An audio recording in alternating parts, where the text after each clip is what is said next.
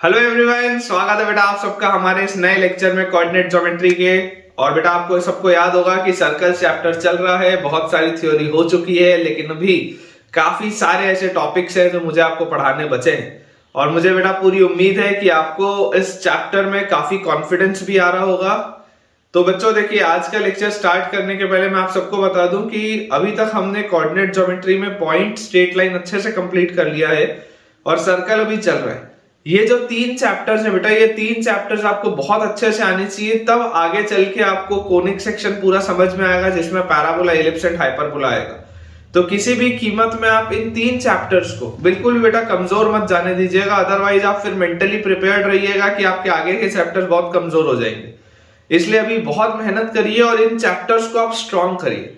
मैं आपको जितने क्लासरूम इलस्ट्रेशन करवा रहा हूं वो तो सारे के सारे आपको करने ही हैं, लेकिन इन सारे बेटा क्लासरूम इलस्ट्रेशन के अलावा आप जिस भी इंस्टीट्यूट में पढ़ते हैं अक्रॉस इंडिया, आप उस इंस्टीट्यूट का स्टडी मटेरियल फॉलो करिए।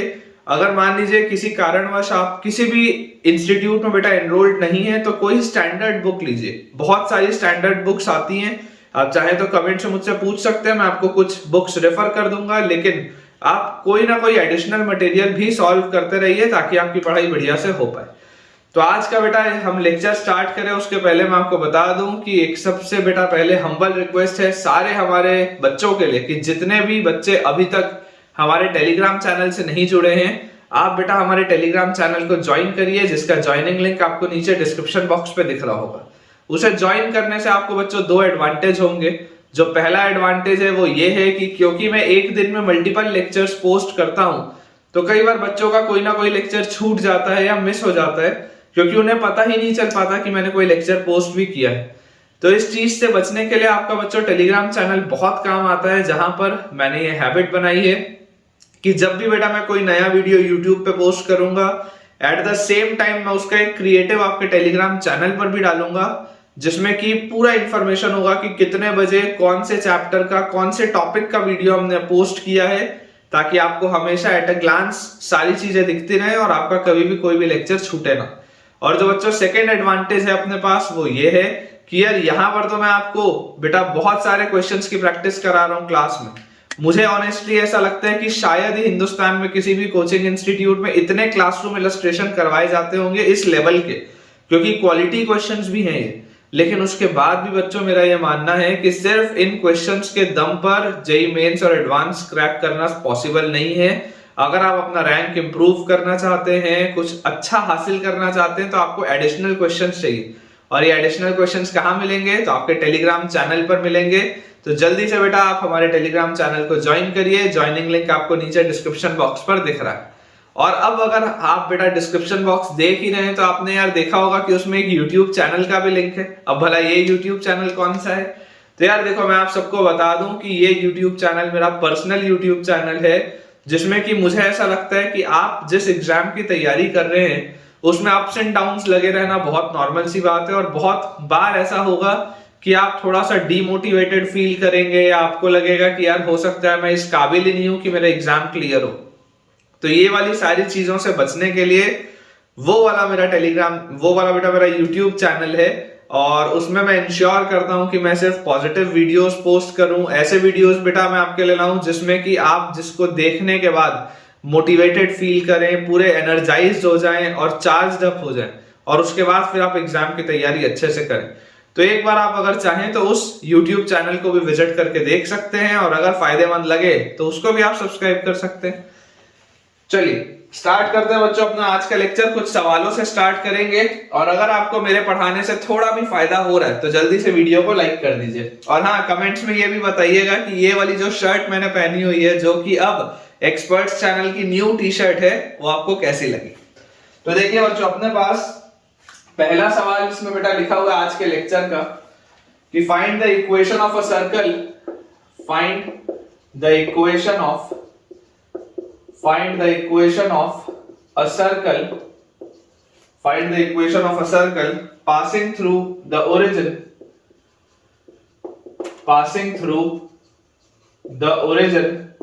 find the equation of the circle passing through the origin, cutting off intercepts and cutting off intercepts passing through origin and cutting off intercepts equal to unity. Cutting off intercepts equal to unity. unity मतलब one के बराबर जो intercept cut कर रहा है, and cutting off intercepts equal to unity on the line cutting off intercepts unity on the line y square minus x square is equal to 0. Find the equation of the circle passing through the origin and cutting off intercepts equal to unity on the line y square minus x square equal to 0. Basically बच्चों इसके आपके पास चार answer आएंगे। देखिए किस तरीके से आपको सॉल्व करना है, मैं आपको अप्रोच समझाता हूं। हमारे पास इसमें बच्चों लिखा हुआ है कि find the equation of a circle passing through the origin and cutting off intercepts equal to unity on the line ये। तो अब यार ये वाली लाइन क्या है? बेसिकली ये जो लिखा हुआ है y square minus x square is equal to 0, इसको अगर आप फैक्टराइज करें तो आपके पास आ जाता है y minus x into y plus x is equal to 0। तो यार ये दो लाइंस आपके पास लिखी हुई है, एक लाइन आपके पास है y इक्वल टू x और एक लाइन आपके पास है y equal to minus x. इन दो लाइंस पर चर्चा हो रही है। देखिए अपन बच्चों अपना इसका कार्टेशियन प्लेन बनाते हैं और इस कार्टेशियन प्लेन में आप देख सकते हैं कि अपने पास एक लाइन ये वाली है which is y equal to x और बेटा दूसरी लाइन अपने पास ये वाली है which is y equal to minus x। ये दो लाइंस अपने पास दी, ठीक है। और हमें बोला जा रहा है कि यार आपको ऐसे सर्कल का इक्वेशन बताना है जो कि इनमें जो इंटरसेप्ट कट करे वो 1 का इंटरसेप्ट कट करे और ओरिजिन से पास होता हो। अब देखिए बेटा अगर मैं इसका फिगर बनाऊं तो ध्यान से आप ऑब्जर्व करिएगा इसका फिगर मैं किस तरीके से बना रहा हूं। डॉटेड में फिगर आपके लिए इसमें बना रहा हूं ताकि आपको समझ में आए कि चल क्या रहा है, ठीक है। इस तरीके से ये अपने पास आ गया पहला, ये एक सर्कल हो गया अपने पास। देख लो ये वाला जो सर्कल अभी मैंने बनाया है, ये वाला सर्कल आपको ओरिजिन से पास होता हुआ दिख रहा है, कोई दिक्कत नहीं है। और ये वाला सर्कल ये इंटरसेप्ट कितना कट कर रहा है, देखो ये 1 है, क्या लिखा हुआ है, and cutting off intercepts equal to unity on the line ये। तो ये देखो इसकी वैल्यू बेटा 1 है, इसकी भी वैल्यू 1 है, ये इंटरसेप्ट इसमें 1 इसको कट कर रहा है, ठीक है। सिमिलरली अगला बच्चों जो सर्कल हमारे पास आएगा, नेक्स्ट बेटा जो सर्कल हमारे पास आएगा वो देखो किस तरीके से आ जाएगा, वो कुछ इस तरीके का अपने पास सर्कल आ जाएगा। ये अपना second circle, this is the second circle. देख लो ये जो है ये इंटरसेप्ट जो कट कर रहा है ये इंटरसेप्ट इज यूनिटी, इस लाइन पर जो इंटरसेप्ट आ रहा है वो यूनिटी का है और ये वाला भी सर्कल आपको ओरिजिन से पास हो रहा है। सिमिलरली अगर हम अपने थर्ड सर्कल को देखें तो बेटा अपना थर्ड सर्कल कुछ इस तरीके का ये अपने पास बना हुआ है, ठीक है। कुछ इस तरीके से अपने पास ये थर्ड अपना बच्चों सर्कल बना हुआ है, ये आपका एक्स एक्सिस बना हुआ है, ठीक है। This is the third circle. ये बेसिकली ये सेम ही पॉइंट्स होंगे ना, ये वाले जो पॉइंट्स होंगे वो सेम ही होंगे ना, यहीं से तो आपका सर्कल्स पास करेंगे तभी तो ये इंटरसेप्ट आएगा 1 का। और जो चौथा सर्कल बच्चों अपने पास आ जाएगा फोर्थ सर्कल।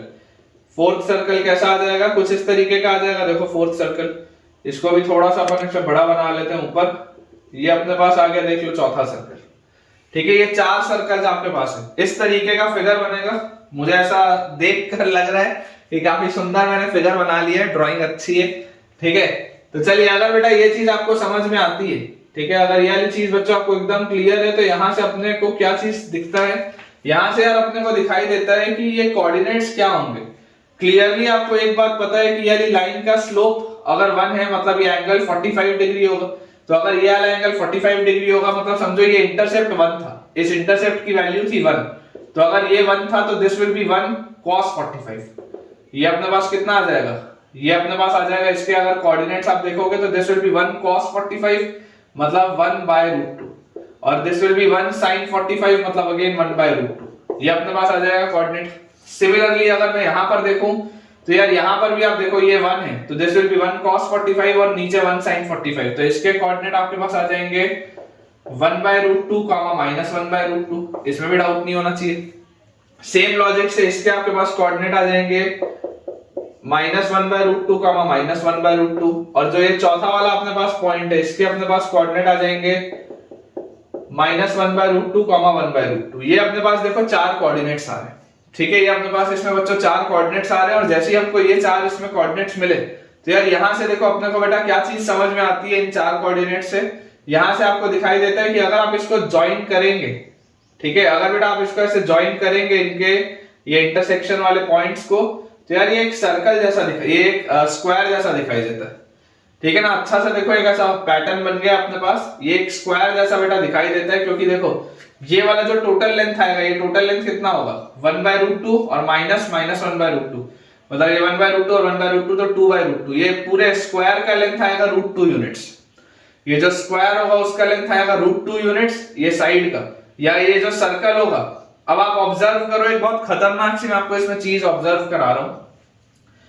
ये एंगल 45 है, आपको देखो क्लियरली दिख रहा है कि ये जो दो स्ट्रेट लाइंस हमने बनाई है, ये दोनों स्ट्रेट लाइंस परपेंडिकुलर है ना। इसको मैं डार्क कर देता हूं, ये बात हमको देखो दिखाई दे रही है कि ये जो दोनों स्ट्रेट लाइंस, ये दोनों की दोनों स्ट्रेट लाइंस आर परपेंडिकुलर। अब अगर बच्चों ये वाली दोनों स्ट्रेट लाइंस अपने पास परपेंडिकुलर आ रही है, if both of these straight lines are perpendicular, तो जरा सोच के देखिएगा कि यार परपेंडिकुलर लाइन, ये एंगल कब बनता है, एक सर्कल है, इस सर्कल के अंदर ये 90 डिग्री का एंगल बन रहा है। ये बच्चों सर्कल है आपके पास, और इस सर्कल में देखो 90 डिग्री का एंगल बन रहा है। वैसे ये एंगल भी तो 90 है इस सर्कल के लिए, वैसे ये एंगल भी तो 90 है ये वाले सर्कल के लिए, वैसे ये वाला भी तो एंगल 90 है ये वाले सर्कल के लिए। तो भाई साहब 90 डिग्री का एंगल कब बनता है, 90 डिग्री का बच्चों एंगल आपके पास बनता है जब ये सेमी सर्कल में बन रहा हो। 90 डिग्री का एंगल बनता है जब ये सेमी सर्कल में बन रहा हो। इसका मतलब क्या है, इसका मतलब ऑब्जर्वेशन ये है कि ये जो लाइन मैंने बनाई है ये डायमीटर होगा। जो आपको ये स्क्वायर का साइड दिख रहा है ना, ये बच्चों डायमीटर होंगे सर्कल के, ये है इसमें इंपॉर्टेंट, ये जो होंगे ये डायमीटर होंगे, ठीक है। यही तो इसका बेटा अच्छा अप्रोच है। और अगेन मैं आपको बोल रहा हूं, जब तक फिगर नहीं बनाओगे, अब इस सवाल को अगर मैं अलजेब्रा से जाऊंगा ना सॉल्व करने, तो मजा ही नहीं आएगा। जिस वक्त मैं बेटा इसका फिगर बनाऊंगा तब तो मजा आएगा यार, तब तो ये चीज चमकेगी कि हो क्या रहा है, ठीक है। तो यार देखो ये अपने पास बेटा चीज आ गई, और जैसी ये वाली चीज अपने पास आई, तो यहां से बेटा देखो मुझे क्या चीज समझ में आती है, यहां से मुझे एक बात दिखाई देती है कि यार इक्वेशन ऑफ सर्कल क्या होता है। इक्वेशन ऑफ सर्कल, आपको अगर डायमीटर के एंड पॉइंट्स पता है, तो ये जो पहला सर्कल है, मान लेते हैं this is your first circle, this is your second circle, this is your third circle and this is your fourth circle. तो ये जो पहला वाला सर्कल होगा, पहला सर्कल अपने पास क्या आ जाएगा, डायमीटर के एंड पॉइंट्स आपको पता है, तो डायमीटर के एंड पॉइंट्स है 1/√2 1/√2 और 1/√2 और यहाँ पे माइनस 1/√2। तो this will B x minus x1 मतलब 1/√2 इंटू x माइनस x2, ये भी 1/√2, और प्लस y माइनस y1 तो y minus 1/√2 into y minus y2 मतलब y plus 1/√2। This will be equal to 0। आप चाहें तो इसको सिंप्लीफाई भी कर सकते हैं। देखिए बच्चों, अगर आप इसको सिंप्लीफाई करेंगे तो यहां से आपके पास आ जाएगा a माइनस b का whole square is a square और प्लस b स्क्वायर और माइनस 2ab, तो माइनस 2 इंटू x इंटू 1/√2 मतलब माइनस √2x, ठीक है ना। माइनस 2 इंटू x इंटू 1/√2 मतलब माइनस √2x, और प्लस ये लिखा हुआ है a minus b into a plus b, तो a square minus b square, this is equal to 0। ये माइनस 1/2 ये प्लस 1/2 कट गया। इक्वेशन ऑफ सर्कल हमारे पास आ रहा है x square plus y square minus √2x is equal to 0। ये आ गया पहला इक्वेशन, this is the first equation, x square plus y square minus √2x is equal to 0, this is the first equation. मुझे सिमेट्री से बेटा ऐसा लगता है, क्योंकि ये एक सिमेट्रिक पूरा का पूरा पैटर्न चला है, मुझे सिमेट्री से ऐसा लगता है कि इसका आंसर अपने पास एक आना चाहिए x square plus y square plus √2x, x square plus y square plus √2y, और एक आना चाहिए x square plus y square minus √2y। मुझे ऐसा लगता है, बेवा सॉल्व करके देख लेते हैं, लेकिन मुझे ऐसा लगता है कि वही इक्वेशन आएंगे आंसर में। देखो ये पहला वाला अपन ने बना लिया, सेकंड वाला देखो, सेकंड वाला क्या होगा, सेकंड वाले में आपके पास ये है डायमीटर के एंड पॉइंट्स 1/√2 माइनस 1/√2 और माइनस 1/√2 माइनस 1/√2। तो यहां पर आप क्या लिख सकते हैं, x माइनस x1 मतलब x plus 1/√2 into x minus x2 मतलब x minus 1/√2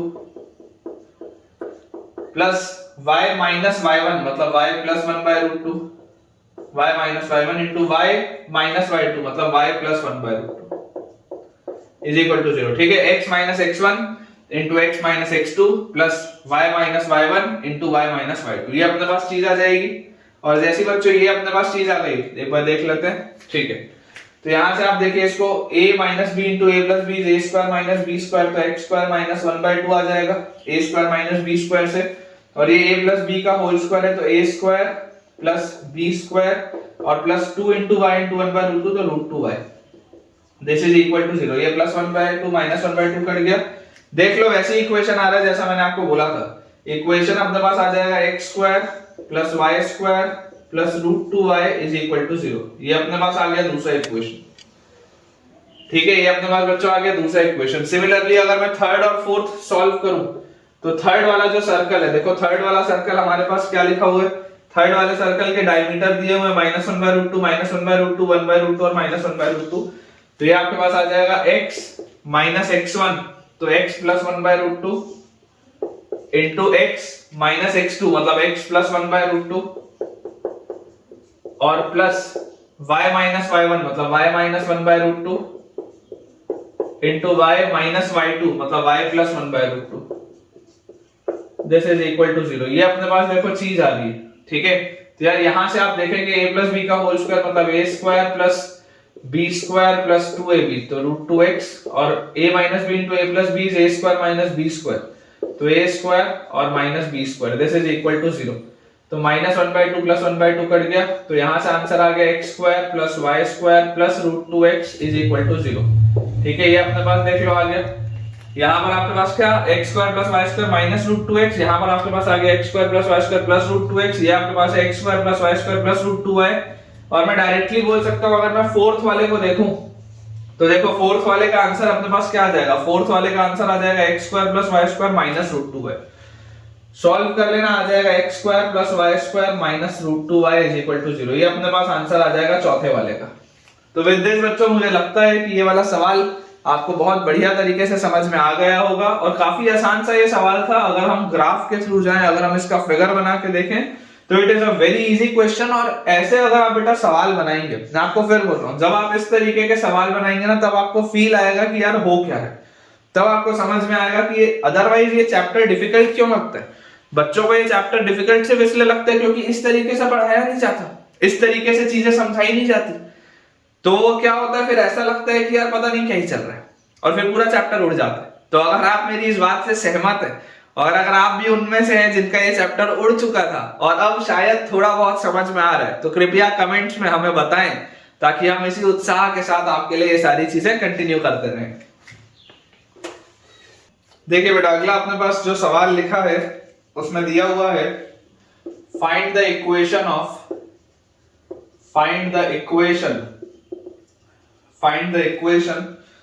circle, find the equation of circle which passes through the point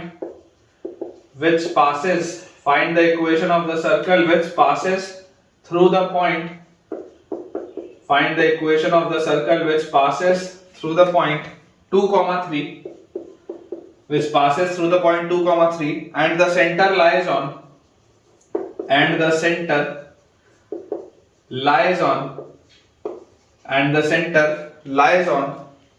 x-axis having radius 5 units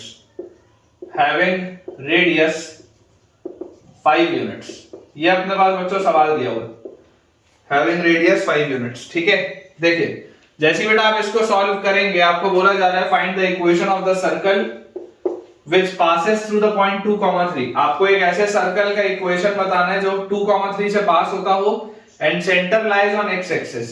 इस सर्कल का जो सेंटर होगा ये एक्स एक्सिस पर लाया करता है। अब यार अगर ये एक्स एक्सिस पर लाया करता है तो आप इसके सेंटर को x1, 0 मान लो। अगर इसका सेंटर एक्स एक्सिस के ऊपर है तो 100% ये बात निश्चित है कि यार इसका y कोऑर्डिनेट 0 होगा। और अगर बेटा इसका y कोऑर्डिनेट आपके पास 0 आएगा, इसका मतलब आप क्या बोल सकते हो कि ये जो सेंटर है this will B of the form x1, 0। अभी आपको बोला जा रहा है it passes through the point 2, 3, तो ये किसी 2, 3 से पास होता है और इसका जो रेडियस है वो 5 है। तो यार ये तो बहुत आसान सा सवाल हो गया।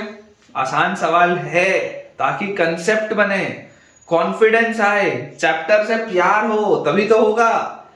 समझो इस बात को।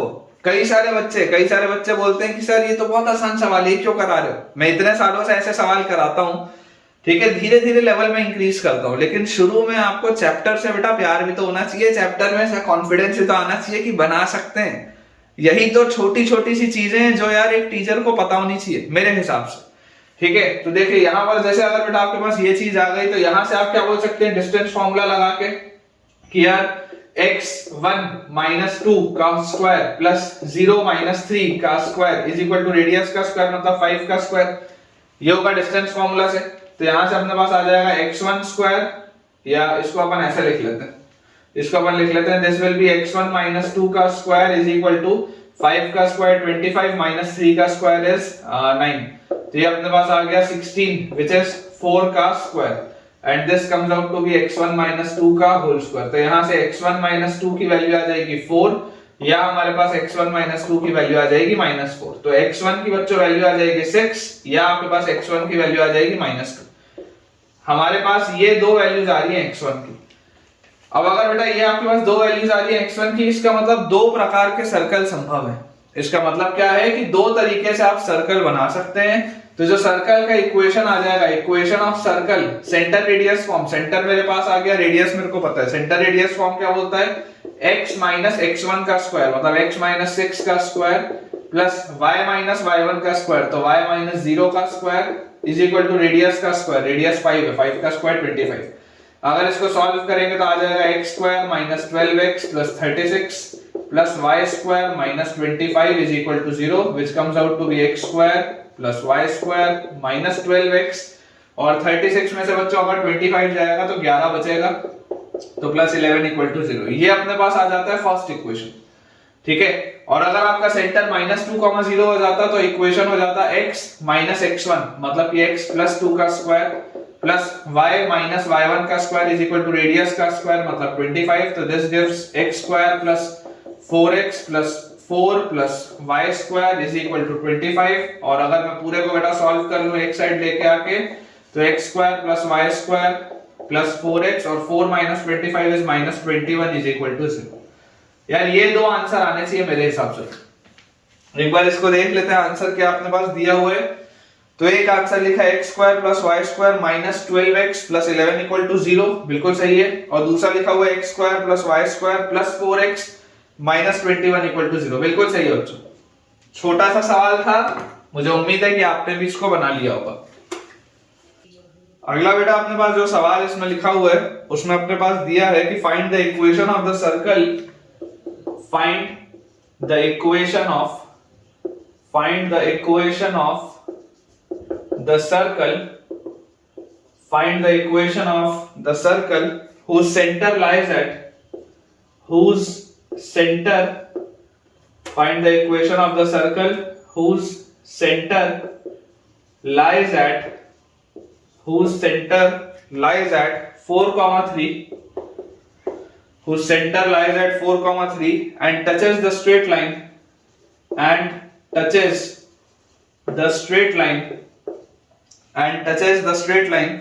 5x minus 12y minus 10 is equal to 0। ये अपने पास लिखा है। अगेन बहुत ही आसान सा सवाल है कि आपको एक ऐसे सर्कल का इक्वेशन बताना है जिसका सेंटर 4, 3 पर हो, ठीक है। आपको एक बेटा ऐसे सर्कल का इक्वेशन बताना है जिसका सेंटर हो 4, 3 पर और जो कि स्ट्रेट लाइन को टच कर रहा हो। कौन सी straight line? Which touches the straight line 5x minus 12y minus 10 equal to 0। इस स्ट्रेट लाइन को जो टच कर रहा हो। तो हमें क्या चीज पता है कि यार हमें बेटा ये पता है कि पॉइंट का लाइन से जो दूरी होता है वो रेडियस के बराबर होता है। Distance of the centre from the tangent is equal to the radius at point of contact, ये आपको बात पता है। तो यार अगर ये वाली चीज बच्चों मुझे बात पता है तो मैं आपको ये बोल देता हूं कि बेसिकली रेडियस होगा क्या, रेडियस इन दोनों के बीच की दूरी होगी। तो this will be 5 into 4 minus 12 into 3 minus 10 upon root over 5 square plus 12 square, ठीक है। ये अपने पास बच्चों लिखा हुआ है। तो ये आपके पास आ जाता है मॉड ऑफ 5 into 4 is 20 और 12 into 3 is 36 और minus 10 अपॉन 5 का स्क्वायर 25, 12 का स्क्वायर 144 और 25 is 169 का रूट is 13। ये अपने पास आता है। तो यार यहां से देखो ये क्या लिखा है 20 minus 36, ये आ गया -16 और -10 is -26 by 13 is -2 और उसका मॉड is 2। रेडियस 2 आएगा यार सॉल्व होके। और जैसी रेडियस बेटा मेरे पास 2 आ गया, अब ये सवाल बहुत आसान है। क्यों आसान है? क्योंकि सेंटर मुझे पता है, रेडियस मेरे पास आ गया। Equation of circle will be x minus x1 का square plus y minus y1 का square is equal to radius का स्क्वायर विच इज 4। एक्सपैंड करेंगे x square minus 8x plus 16 plus y square minus 6y plus 9 is equal to 4। तो यहां से आ जाता है x square plus y square और माइनस 8x माइनस 6y और 16 और 9 होता है 25, 25 में से 1 गया 21, 25 में से 4 गए 21। ये आंसर आएगा यार, चेक कर लो। ये अपने पास बेटा इसका आंसर आना चाहिए। x square plus y square minus 8x minus 6y plus 21 equal to 0, बिल्कुल सही। चलिए एक या दो बेटा अपने पास छोटे छोटे से सवाल हैं। एक सवाल चलो मैं आपको और कराता हूं, फिर नया टॉपिक स्टार्ट करेंगे। क्वेश्चन बच्चों अपने पास लिखा हुआ है, find the equation of the circle, find the equation of the circle, find the equation of the circle whose center lies on the straight line, whose center lies on the straight line, whose center lies on the straight line y equal to 2x. Find the equation of the circle whose center lies on the straight line y equal to 2x and passes through the point, and passes through the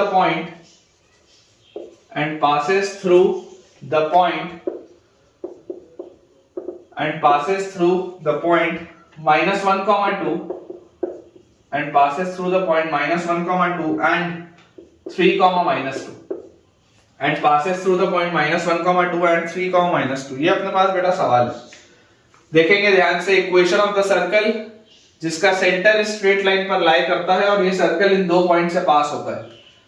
approach अगर इसका हम समझे, ये मान लेते हैं circle है और ये अपने पास मान लेते हैं एक स्ट्रेट लाइन है which is y equal to 2x। अब अगर बेटा ये आपके पास स्ट्रेट लाइन होगी तो जरा सोच के देखो, अगर आप इसका सेंटर मान लेते हो x1, y1 तो क्लियरली आपको ये बात तो पता है कि y1 will be equal to 2x1। इसमें तो कोई डाउट ही नहीं है कि y1 की वैल्यू 2x1 के बराबर आ जाएगी अगर x1 y1 उसका सेंटर होगा तो। उसके बाद मुझे बोला जा रहा है it passes through the point minus 1 comma 2 and 3 comma minus 2, इनसे ये पास होता है। Minus 1 comma 2 and 3 comma minus 2 से ये पास होता है। तो मुझे और क्या चीज पता है, मुझे यार इसमें एक चीज और ये पता चल गई कि यार ये जो डिस्टेंस होगा और ये जो डिस्टेंस होगा ये दोनों डिस्टेंस सेम होना चाहिए, रेडियस के बराबर होना चाहिए। तो लेट अस से इसका रेडियस है r, लेट अस से इसका रेडियस है r, तो आप यहां से बोल सकते हैं कि x1 माइनस 1 मतलब x1 प्लस 1 का स्क्वायर और प्लस y1 माइनस 2 का स्क्वायर ये r स्क्वायर के बराबर होगा। एंड सिमिलरली x1 माइनस 3 का स्क्वायर प्लस y1 प्लस 2 का स्क्वायर ये भी r स्क्वायर के बराबर होगा। तो बेसिकली अगर बच्चों इनके राइट हैंड साइड सेम है तो इनके लेफ्ट हैंड साइड भी सेम होंगे।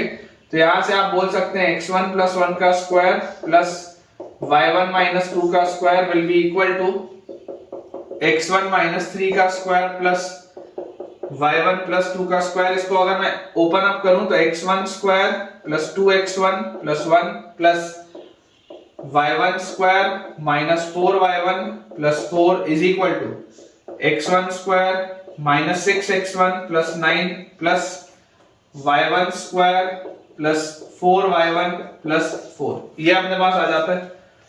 और जैसे बेटा ये चीज आई तो देखो इसमें से कैंसिल आउट क्या क्या हो रहा है, x1 स्क्वायर y1 स्क्वायर तो कैंसिल आउट हो गया। अब अगर सबको एक साइड ले आओगे तो ये 2x1 है, इसमें 6x1 ऐड हुआ तो 8x1। फिर ऐसे यहाँ पर ये माइनस 4y1 है, ये और आ जाएगा तो माइनस 8y1। और कांस्टेंट टर्म मुझे दिख रहा है 1 और 4 5।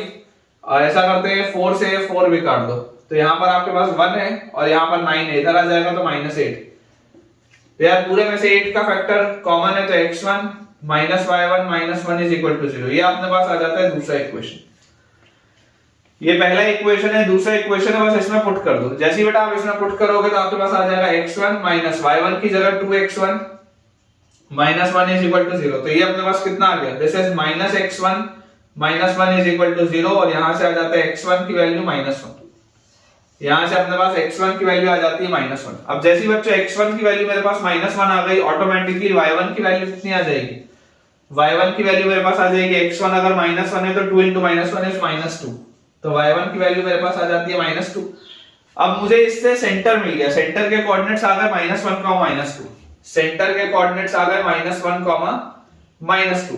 तो इसका रेडियस क्या होगा? अगर इसको बच्चों मैं यहां पर पुट कर दूं तो यहां पर पुट करते ही मेरे पास आ जाएगा x1 की जगह -1 रखते ही -1 + 1 का स्क्वायर प्लस y1 की जगह -2 रखते ही -2 का square is equal to r square.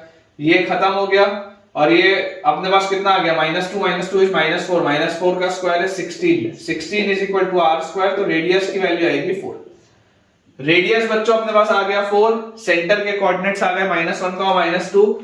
तो equation of circle will be x - x1 का स्क्वायर मतलब x + 1 का स्क्वायर प्लस y - y1 का स्क्वायर मतलब y + 2 का square is equal to radius का स्क्वायर। रेडियस कितना है अपने पास? 4 का स्क्वायर है 16। ओपन अप करेंगे तो x स्क्वायर, ओपन अप करते हैं बच्चों x square + 2x + 1 + y square + 4y + 4 is equal to 16।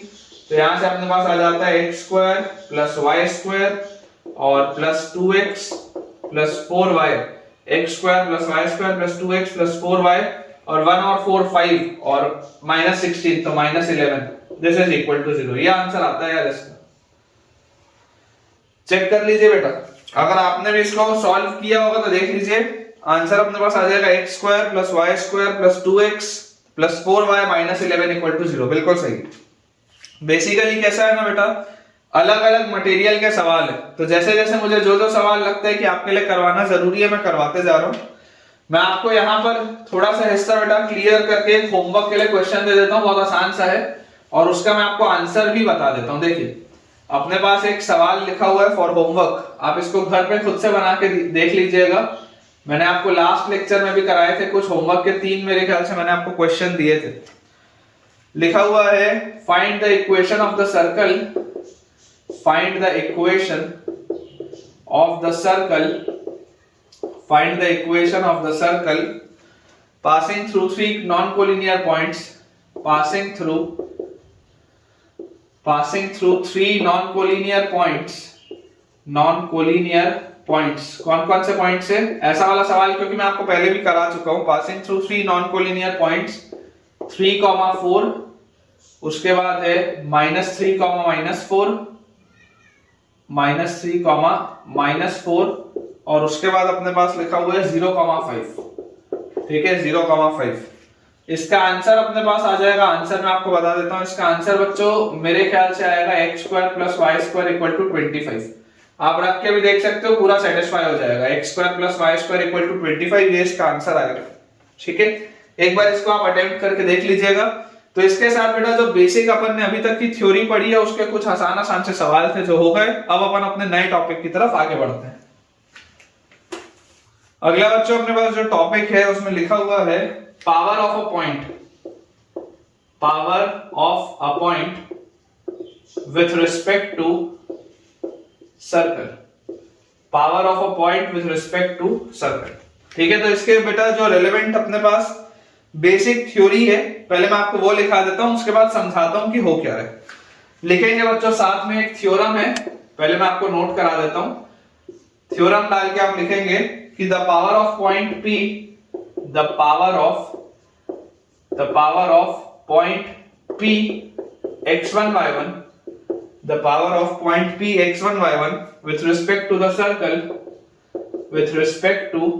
circle, the power of point P x1 y1 with respect to the circle x square plus y square plus 2gx plus 2fy plus c equal to 0। power of point P x1 y1 with respect to the circle, general circle का equation है x square plus y square plus 2gx plus 2fy plus c equal to 0 is S1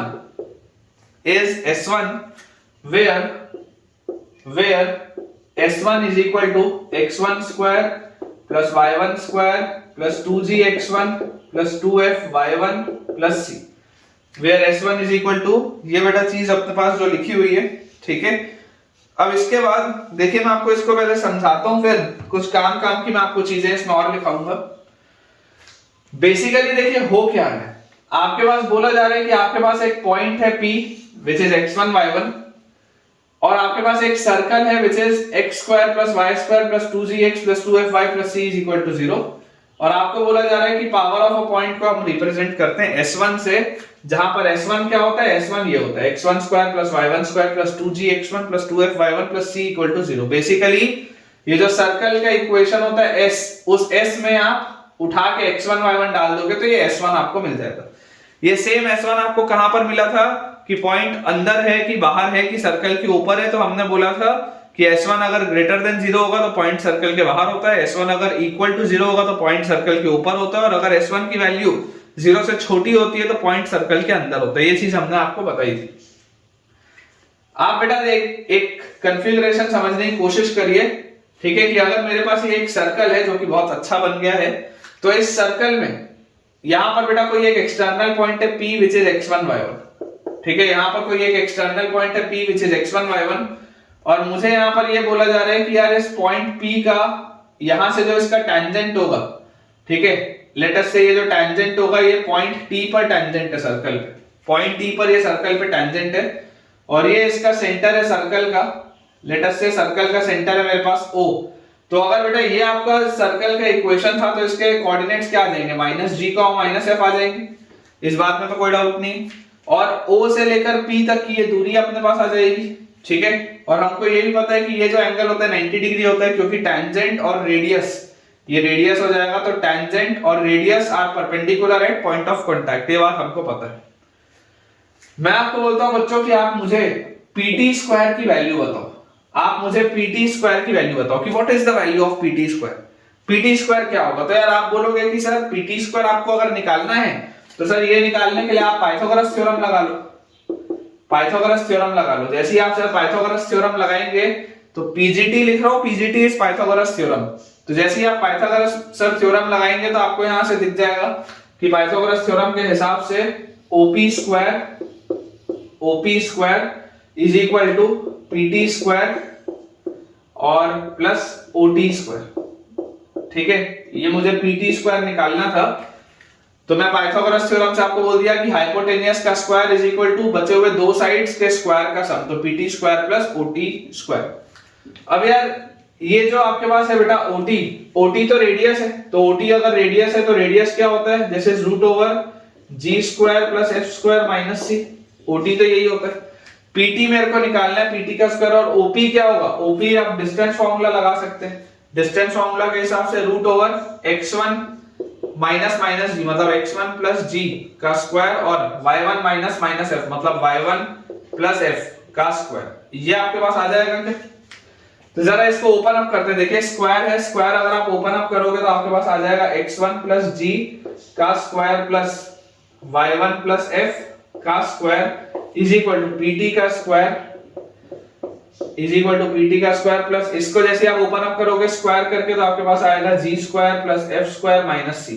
इसको यार अगर मैं open up कर दूं तो मेरे पास आ जाता है x1 square plus 2gx1 plus g square plus y1 square plus 2fy1 plus f square is equal to मेरे पास आ जाता है यहां से PT का square plus g square plus f square minus c, g square f square और ये वाला g स्क्वायर और f स्क्वायर ये तो कैंसिल आउट हो गया। तो यार यहां से PT का स्क्वायर क्या है, PT के स्क्वायर की बच्चों वैल्यू आपके पास आ जा रही है x1 square plus y1 square plus 2gx1 plus 2fy1 और प्लस c, ये आ रहा है क्या।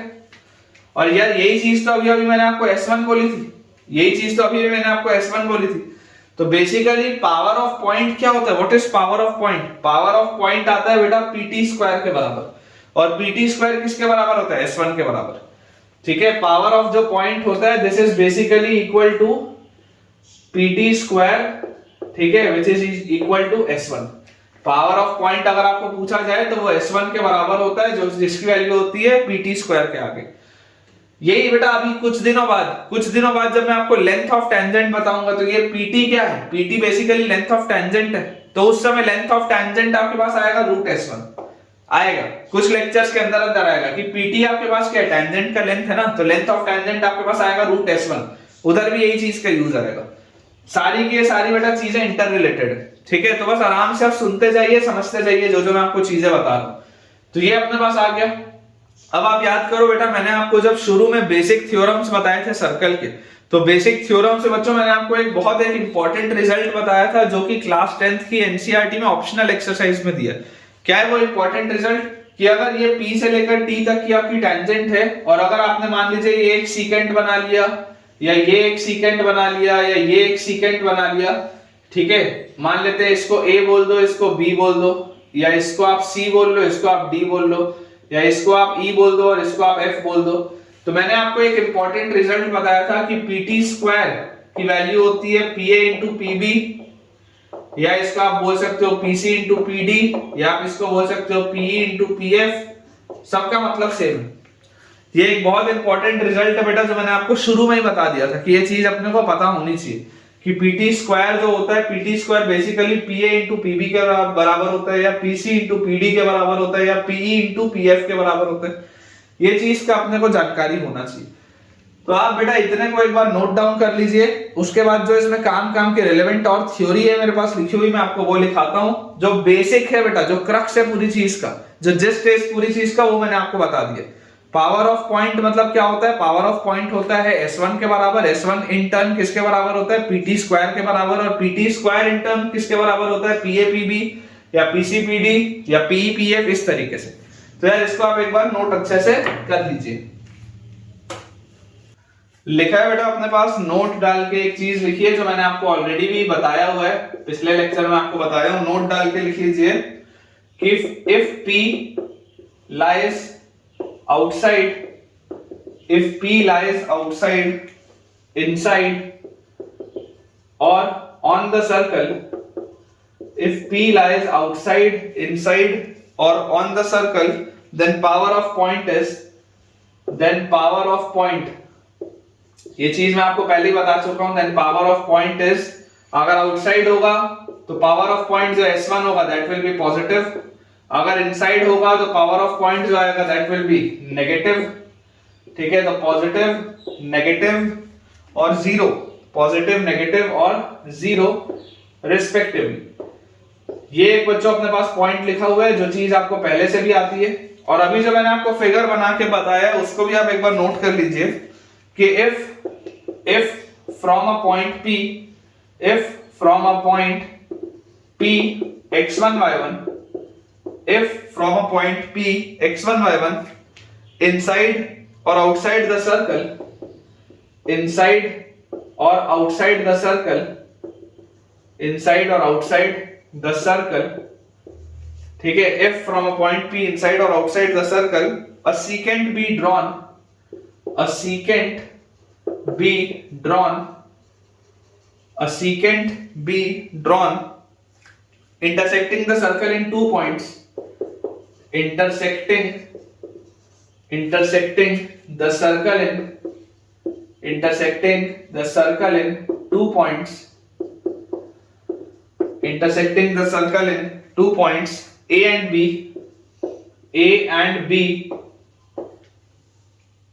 then PA into PB is constant.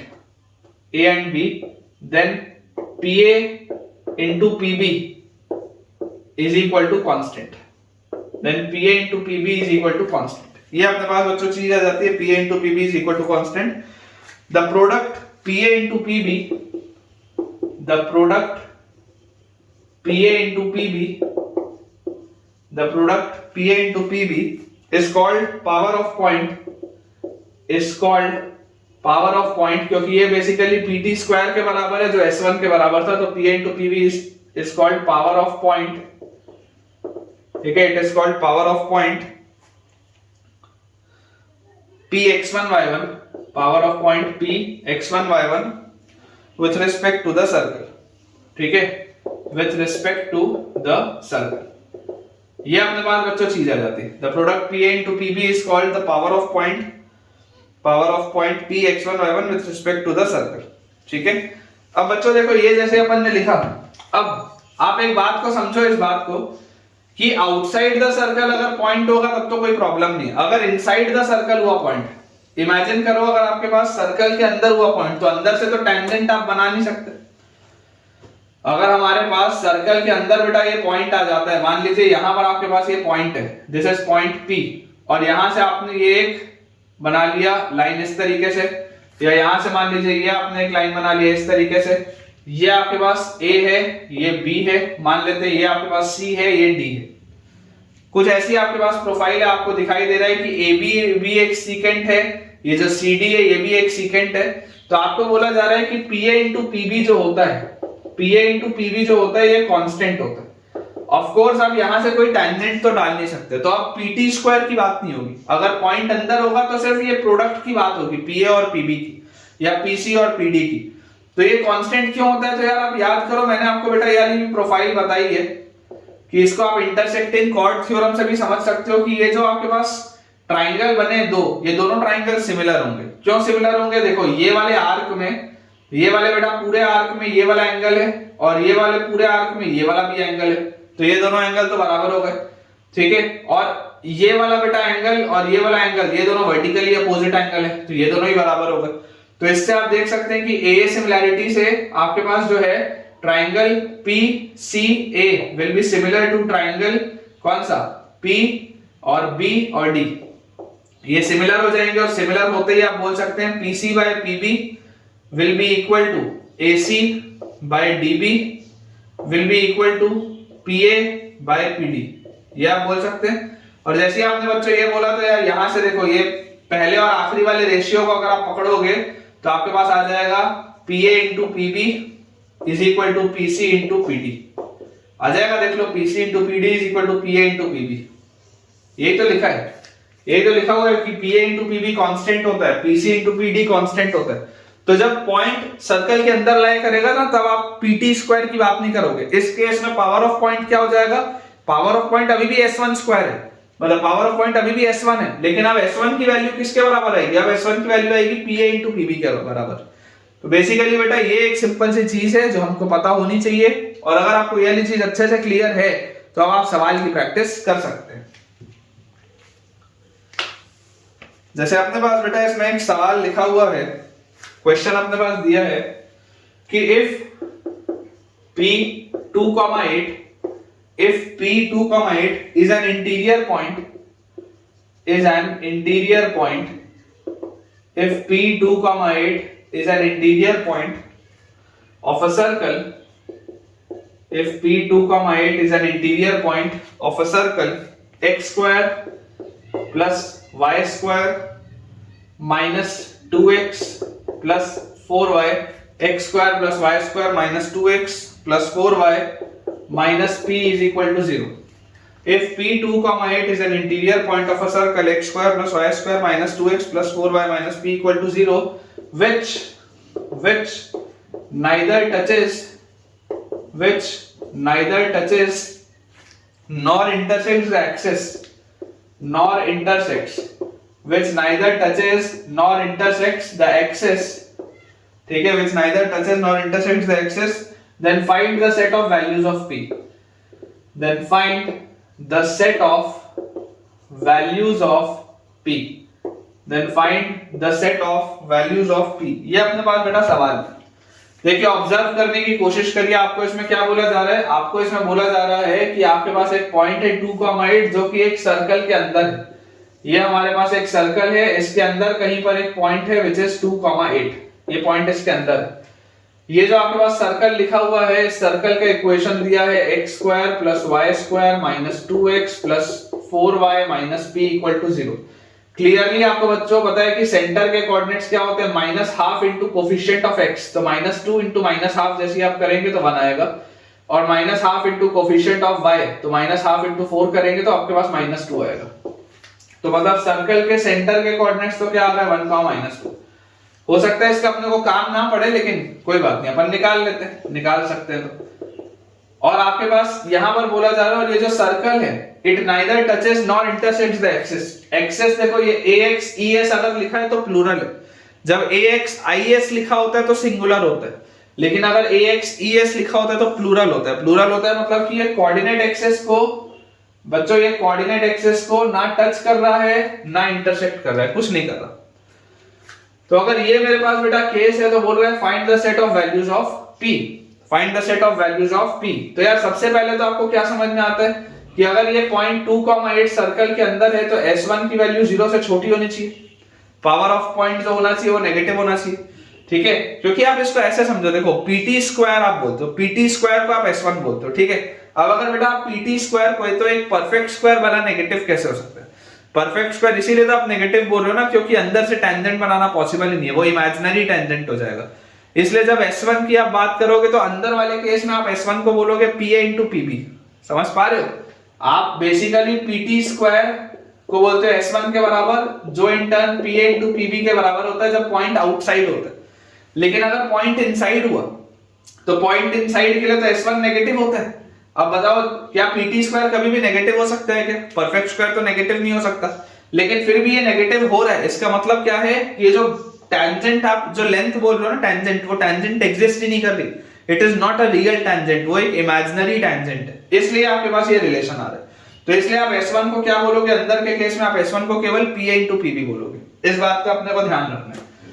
तो यार यहां से आप देखिए, जैसे आप बोलते हैं कि ये S1 अपने पास है, S1 इज लेस देन 0 आप बोलते हैं, तो यार ये जो आपके पास पॉइंट है 2,8, आप इस पॉइंट 2,8 को इसमें सेटिस्फाई कराओ, ठीक है। सेंटर मिटा देता हूं मैं क्योंकि इसका काम नहीं है। ये जो पॉइंट अपने पास दिया हुआ है 2,8, पॉइंट P इज 2,8, इसको अगर मैं सेटिस्फाई करा दूं तो 2 का स्क्वायर और प्लस 8 का square minus 2 into 2 plus 4 into 8 और minus P, this should be less than 0, minus 2 square plus 2 square cancel out हो गया। तो यहां से अपने पास आ जाता है P इज ग्रेटर देन 8 का स्क्वायर इज 64 और 8 इंटू 4 इज 32, तो P इज ग्रेटर देन 96 आ रहा है यहां से। यहां से अपने पास बच्चों आ जाता है P इज ग्रेटर देन 96, ठीक है। अब इसके बाद एक कंडीशन अपने को बोला जा रहा है कि this circle neither intersects not touches the coordinate axis. मतलब देखो x इंटरसेप्ट भी नहीं है और y इंटरसेप्ट भी नहीं है, मतलब 2 into under root of g square minus c जो होता था, ये आपके पास होता था x इंटरसेप्ट। तो इसमें मैंने आपको केस क्या बताया था? Neither intersects not touches. Neither intersects not touches का मतलब होता था जी स्क्वायर भी सी से छोटा होगा और एफ स्क्वायर भी सी से छोटा होगा, दोनों ही जी स्क्वायर और एफ स्क्वायर सी से छोटे होंगे, तभी तो अंडर रूट के अंदर नेगेटिव क्वांटिटी आएगी, तभी तो आप बोलोगे कि इमेजिनरी केस है, तभी तो आप बोलोगे कि सर्कल लाइज कंप्लीटली अबव और कंप्लीटली बिलो, तभी तो ये चीजें होंगी। तो देखो जी स्क्वायर अगर आपको बेटा लेस देन सी बोल रहा है तो जी की वैल्यू कितनी है? यहां से अगर आप कंपेयर करेंगे तो 2gx होता है, तो g की वैल्यू यहां से आपके पास आ जाएगी -1 और 2fy होता है, तो f की वैल्यू आपके पास आ जाएगी 2, 2fy मतलब f की वैल्यू 2 और 2gx मतलब g की वैल्यू -1 और c की वैल्यू आ जाएगी -p। तो यहां से अपने पास देखिए क्या आ जाता है? g स्क्वायर मतलब कि अपने पास लिखा हुआ है 1 इज लेस देन -p सबसे पहले, और f स्क्वायर मतलब 4, तो 4 इज लेस देन -p। तो यार यहां से आपके पास आ जाता है p is greater than, p is यहां पर बेटा अगर आप लेंगे तो p इज लेस देन आ जाएगा, p इज लेस देन -1 और यहां से अपने पास देखो क्या आ जाएगा? जैसे अपन बेटा ध्यान से देखेंगे तो ये इधर आएगा तो p इज लेस देन -4। तो हमारे पास ये 3 केसेस आ रहे हैं। क्या इनमें कोई भी कॉमन चीज है क्या? इन दोनों में तो चलो कॉमन निकल जाएगा कि -4 से छोटा ले लो, लेकिन ये बोलता है 96 से बड़ा लो, ये बोलता है -4 से छोटा लो। क्या एक साथ कभी भी हो सकता है? ये वाले बेटा केसेस एक साथ होना पॉसिबल नहीं है, इनमें कोई इंटरसेक्शन नहीं आएगा, no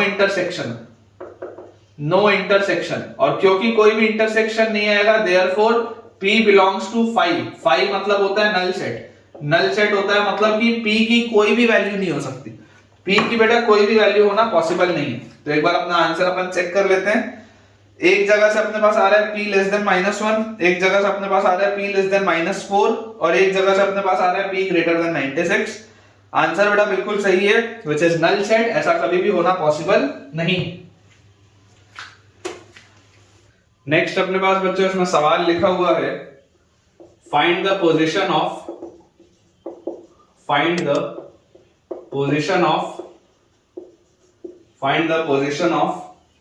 the points 1, 2 and 6, 0. Find the position of the points 1, 2 and 6, 0 with respect to the the circle x square plus y square minus 4x plus 2y minus 11 is equal to 0। ये अपने पास बेटा सवाल लिखा हुआ है। मैंने आपको पोजीशन ऑफ पॉइंट का मेरे ख्याल से लास्ट लेक्चर में कोई भी क्वेश्चन नहीं कराया था, तो मैं आपको करा देता हूं। आसान सा सवाल है। हमें बेटा देखो दिया जा रहा है कि आपको इस सर्कल के रिस्पेक्ट में बताना है कि ये पॉइंट्स कहां पर लाई करेंगे, आपको पोजीशन इसका बताना है। तो बेसिकली देखो, अगर आप बेटा पॉइंट लेते हो 1,2 और सर्कल का इक्वेशन आपके पास दिया हुआ है x square plus y square minus 4x plus 2y minus 11, ये अगर आपके पास बच्चों लिखा हुआ है सर्कल का इक्वेशन, तो आप ऐसा करिए, आप सबसे पहले S1 निकालिए। तो जैसे ही आप 1,2 इसमें डालेंगे तो 1,2 डालते ही आपको क्या मिल जाएगा, 1 का स्क्वायर प्लस 2 का square minus 4 into 1 plus 2 into 2 minus 11, ये आपके पास आएगा। ये आ जाता है 1 प्लस 4 माइनस 4 प्लस 4 माइनस 11। तो यार ये अपने पास देखो, ये और ये तो कट गया, ये तो नेगेटिव आ रहा है, ये पूरी चीज नेगेटिव आ रही है। इसका मतलब 1,2 जो होगा वो सर्कल के अंदर होगा। 1,2 lies inside the circle, 1,2 lies inside the circle, क्योंकि नेगेटिव आ रहा है। सिमिलरली बच्चों अगर अपन इसमें देख लो 6,0 पर चेक करें, 6,0 पर, तो 6,0 पर देखो सर्कल के इक्वेशन में आप जैसे डालेंगे तो हमारे पास आ जाएगा 6 का स्क्वायर प्लस 0 का स्क्वायर माइनस 4 into 6 और प्लस 2 into 0 माइनस 11। तो ये अपने पास आ जाता है 36 माइनस 24, 36 माइनस 24 और माइनस 11। तो यार ये जो बच्चों पूरी चीज है यार, ये तो पॉजिटिव आ रही है। इसका मतलब 6,0 lies outside the circle, this lies outside the circle. बहुत सिंपल सी बात है, ठीक है। तो इस तरीके से बेटा आप पोजीशन ऑफ पॉइंट देख सकते हैं। एक बार मैं अपना आंसर भी इसमें टैली कर लेता हूं, अपने पास इसमें क्या आंसर दिया हुआ है। तो बच्चों अपने पास बिल्कुल सही है कि 1,2 जो है वो सर्कल के अंदर लाई करता है, बिल्कुल सही है, lies inside the circle. And 6,0 जो है it lies outside the circle, बिल्कुल सही है। चलिए अगला देखते हैं। नेक्स्ट अपने पास बेटा इसमें सवाल लिखा है, find the greatest and the least distance, find the greatest and the least distance, find the greatest and the least distance of a point P, least distance of a point P, point P के बच्चों अपने पास coordinates है 7,3, greatest and least distance of a point P 7,3 from circle, और circle का बच्चों आपके पास equation दिया हुआ है x square plus y square minus 8x minus 6y minus 8x minus 6y plus 16 is equal to 0। Also find the power of point P with respect to the circle, also find the power of point P, also find the power of point P with respect to the circle। ये अपने पास सवाल है, देखेंगे ध्यान से। क्या बोला जा रहा है कि आपको सबसे पहले तो ग्रेटेस्ट और लीस्ट डिस्टेंस बताना है।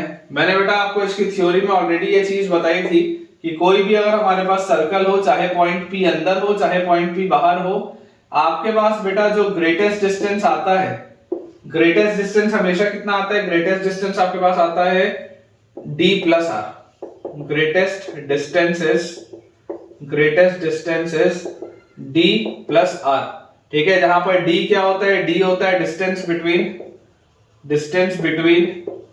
the point and center, distance between point and center, ये होता है D। और अगर आप greatest distance बच्चों यहां पर देखेंगे तो देखिए सर्कल आपके पास है, सर्कल का सेंटर क्या होगा, सर्कल का अगर मैं इक्वेशन लिख लूं x square plus y square minus 8x minus 6y plus 16 equal to 0। तो इस इक्वेशन के लिए बेटा बहुत आसानी से आप देख सकते हैं कि सेंटर के कोऑर्डिनेट्स क्या आते हैं, सेंटर जो आपके पास O है उसके कोऑर्डिनेट्स आपके पास आ जाएंगे minus half into coefficient of x, तो minus half into minus 8 is 4 and minus half into coefficient of y is 3। तो यार सर्कल के आपके पास बेटा सेंटर के कोऑर्डिनेट्स आ गए 4,3 और आपके पास देखिए डिस्टेंस कितना दिया हुआ है, पॉइंट एक्सटर्नल पॉइंट जो है वो दिया हुआ है 7,3। इसका सेंटर आ जा रहा है आपके पास 4,3। क्लियरली आप देख सकते हैं 7,3 और 4,3 के बीच का डिस्टेंस कितना होगा, 4 यूनिट का होगा। ये 4,3 है, ये 7,3 है। डिस्टेंस फॉर्मूला अलग से लगाने की जरूरत नहीं है, क्लियरली विजिबल है कि इनके बीच में डिस्टेंस कितना आ जाएगा, 3 यूनिट्स का आ जाएगा। ठीक है, 7 और 4 के बीच का डिस्टेंस बच्चों, 7 और 4 के बीच का डिस्टेंस आपके पास 3 यूनिट्स का आ जाएगा। तो d की वैल्यू तो आ गई 3, और इसका रेडियस क्या होगा, तो इसका रेडियस अगर हम देख लें तो इसका रेडियस बच्चों आता है √g² + f² - c। तो this will B √g² is 16 plus f² is 9 minus c is -16। तो यार इसका रेडियस तो 3 आ रहा है। इसका मतलब ये अपने पास आ जा रहा है 3 + 3 which is 6 यूनिट्स। इसका ग्रेटेस्ट डिस्टेंस आ जा रहा है आपके पास 6 यूनिट्स। सिमिलरली अगर बेटा मैं बात करूं लीस्ट डिस्टेंस की, लीस्ट डिस्टेंस, तो इसका लीस्ट डिस्टेंस अपने पास कितना आ जाएगा। अगर आप लीस्ट डिस्टेंस की बच्चों बात करें तो अब आप समझने की कोशिश करिए कि क्योंकि इसका डिस्टेंस यहां से 3 यूनिट्स था और रेडियस भी 3 है, इसका मतलब ये जो पॉइंट P है ना, ये सर्कल के ऊपर लाई करता होगा 100%। इसका मतलब जो पॉइंट P है वो सर्कल के ऊपर लाई करता होगा। तो लीस्ट डिस्टेंस हमारे पास कितना आ जाएगा, लीस्ट डिस्टेंस विल बी, अगर हम ध्यान से देखें तो लीस्ट डिस्टेंस अपने पास यहां से आ जाएगा mod of r - d होता है, क्योंकि r की वैल्यू भी 3 है, d की वैल्यू भी 3 है, तो इसकी वैल्यू आ जाएगी 0। और अगर इसकी वैल्यू 0 आ गई मतलब पावर ऑफ पॉइंट क्या होगा, पावर ऑफ पॉइंट, तो पावर ऑफ पॉइंट होता है s1, पावर ऑफ पॉइंट होता है बेटा आपके पास s1। और s1 में आप जरा सोच के देखिए कि अगर आप s1 निकालेंगे तो ये s1 तो क्या है, ये जो आपके पास बच्चों पॉइंट है 7,3, ये तो आपके सर्कल को सेटिस्फाई कर देगा ना। रख के आप देख लो, जैसे आप 7,3 इसमें रखोगे आपका सर्कल सेटिस्फाई हो जाएगा। s1 की वैल्यू 0 आनी चाहिए। रख के देखो 7 का स्क्वायर प्लस 3 का स्क्वायर और -8 into 7 और -6 into 7, सॉरी -6 into यहाँ पर आपके पास आएगा 3, 7,3 अपन ने रखा है और प्लस 16। तो इसको अगर आप सॉल्व करेंगे तो दिस इज 49 + 9 - 56 - 18 और प्लस 16। तो 49 और 9 बच्चों अपने पास आ जाता है 58। 58 में से 56 गया तो 2 बचा, 2 में 16 ऐड हुआ तो 18 - 18 0। क्लियरली आपको दिख रहा है कि s1 की वैल्यू 0 है। अगर s1 की वैल्यू 0 है इसका मतलब pt² की वैल्यू 0 है। तो ऑब्वियसली अगर एक्सटर्नल पॉइंट कुछ बचा ही नहीं तो लेंथ ऑफ टेंजेंट तो 0 ही हो जाएगा, इसलिए आपके पास ये भी 0 आएगा। ऐसे भी आप समझ सकते हैं। ठीक है, तो चलिए एक बार बेटा चेक अपन कर लेते हैं। क्योंकि ये देखो पॉइंट सर्कल के ऊपर ही है इसलिए इसका ग्रेटेस्ट डिस्टेंस आएगा डायमेट्रिकली अपोजिट पॉइंट जो 6 यूनिट है, और इसका बच्चों जो लीस्ट डिस्टेंस आएगा वो अपने पास आएगा 0। एक बार चेक कर लेते हैं अपने पास इसका क्या आंसर दिया हुआ है। तो अपने पास बेटा इसका आंसर जो लिखा है वो बिल्कुल सही है कि पावर ऑफ पॉइंट आपके पास आएगा 0, और उसके बाद इसका जो मैक्सिमम डिस्टेंस आएगा ग्रेटेस्ट डिस्टेंस जैसे that is 6 units and minimum distance is 0 units. बिल्कुल सही है बच्चों। सो ठीक है बच्चों, विद दिस हम अपने आज के लेक्चर के एंड पे पहुंच चुके हैं, और मुझे बेटा पूरी उम्मीद है कि आपको आज का लेक्चर बहुत बढ़िया तरीके से समझ में आया होगा। आज का लेक्चर देखिए थोड़ा सा छोटा मैं इसलिए रखा हूं क्योंकि अब अगला टॉपिक है कंडीशन ऑफ टेंजेंसी, जिसमें कि हम टेंजेंट वेंजेंट कब होता है ये सब देखना है। तो वो बहुत एक इंपॉर्टेंट टॉपिक है, इसलिए मैं उसको आपको फ्रेश लेक्चर में पढ़ाऊंगा। और मुझे पूरी उम्मीद है कि आपको आज का लेक्चर बहुत पसंद आया है। तो अगर आपको आज का लेक्चर अच्छा लगा हो तो जल्दी से वीडियो को लाइक कर दें। चैनल को अगर आपने अभी तक सब्सक्राइब नहीं किया है तो चैनल को सब्सक्राइब करें, और दोस्तों के साथ इस वीडियो को शेयर भी करें ताकि उन सारे बच्चों की पढ़ाई बहुत बढ़िया तरीके से हो पाए। Thank you.